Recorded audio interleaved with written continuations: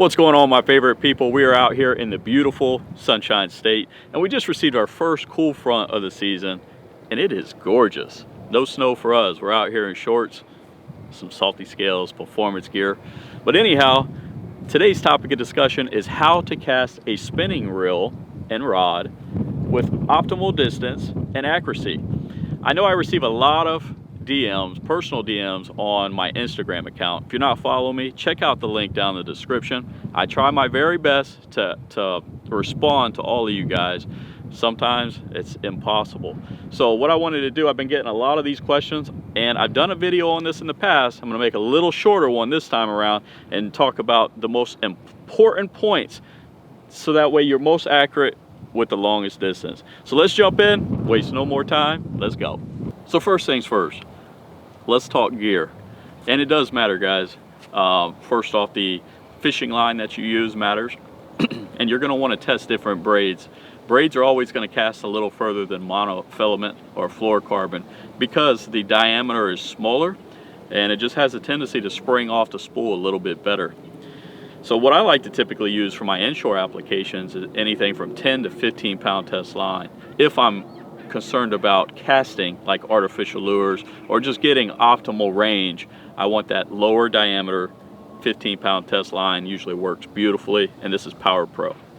Now in this demonstration I'm going to be using the Okuma Ceymar. This is one of their new reels, and this is a 4000 series spinning reel. Keep in mind, the smaller that your spinning reel is, the smaller that spool is. It's not going to exit the spool as quickly as it will on the larger diameter spools. So on a 4000 size reel, if I'm really concerned about range, I'm going to usually go with a 4000 size reel, 15 pound test braid. And that's what you see here. Now I also have an Okuma DTR Custom with it's a medium fast rod. So you're going to want a medium or medium fast action, something that has a springy rod tip. You know, you want that to really whip. And for the cast, you'll see why that's important. That is all that you really need when it comes down to the tackle. That is what's optimal for inshore saltwater fishing. So simple as that. Let's get into the fundamentals on how to load the line when you're going to cast your spinning reel. So one other variable that I wanted to mention that you want to take in consideration when you're making your cast for range is the wind. You always want the wind at your back if you can. Obviously that's not always going to be a scenario that you could control, but if the wind's at your back, you're going to get further distance because obviously the wind will be pushing that lure. Now when you go to set up your cast, you want to make sure that your lure is 6 to 12 inches from your tip. You don't want it any longer, and you don't want it much shorter. You really want to be able to build up that momentum so that way the lure will fly and load the rod properly.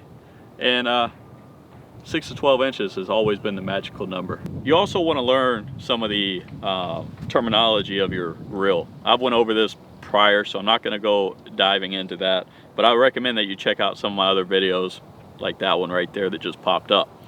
But what you want to do is get your lure close to that 6 to 12 inch mark, and then you go ahead and turn the spool until the line is just like this. So go ahead and rotate your spool to where the line is parallel with the rod at the top. You don't want this down here. You don't want it on the side. You want it right there on the top to where your trigger finger can reach down and grab this line. All right, once you do that, the key thing that you have to realize is you don't want to over grab this line. I can't tell you how many times I see clients do this right here.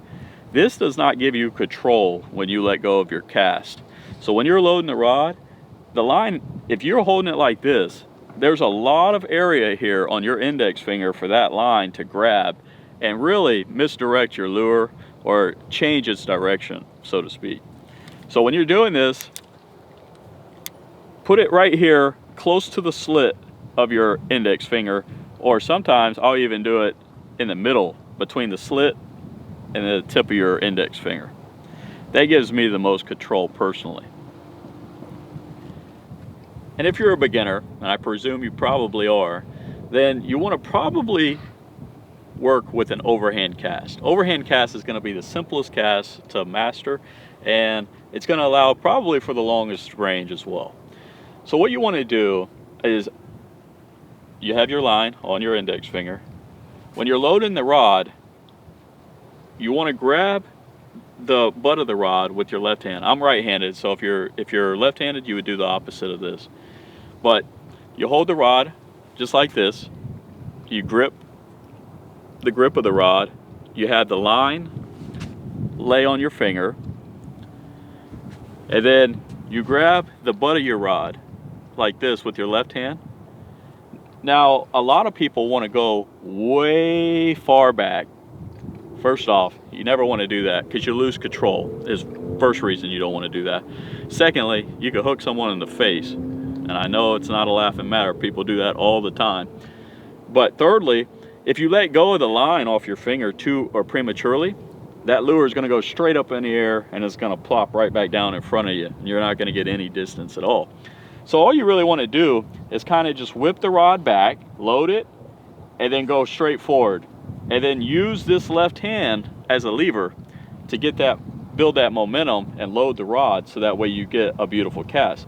Now when you're coming down the rod, you want to let go or release that line at about a 45-degree angle. Doesn't have to be perfect. We're not going to be breaking out any type of measuring tools, but 45 degrees is typically what they'll tell you that you want to let it go at. So the cast would look something like this. Grab here, lines on the finger, and that right there flew about, realistically, 30-40 yards, and I didn't put a whole lot of oomph into it.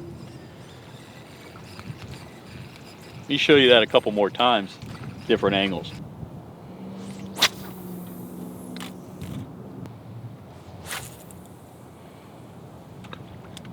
I also want to add, hey, Christmas is right around the corner.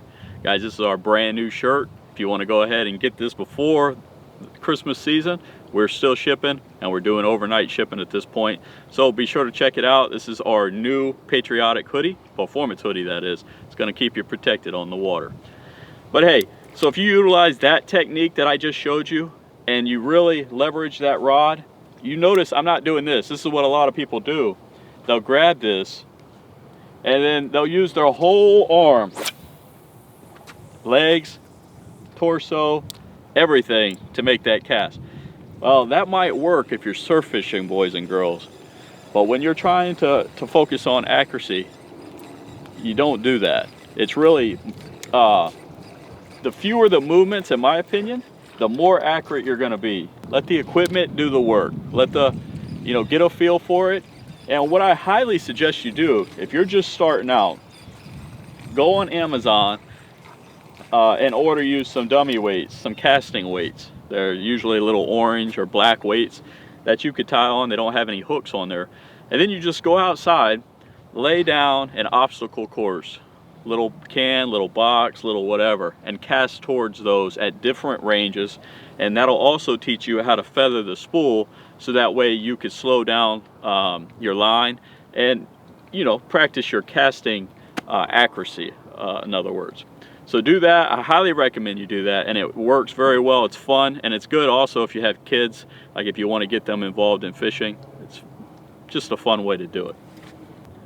I hope you enjoyed today's tip on how to cast a spinning reel with accuracy and distance.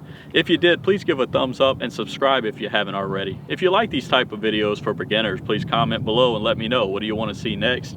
Guys, I try to, give back a little bit. I know I've done some of these videos in the past, but we're trying to really make sure that we hit everyone, not only the intermediate guys, the beginners, and so forth. So if you like this video, thumbs up, and until next time, we'll see you on the water.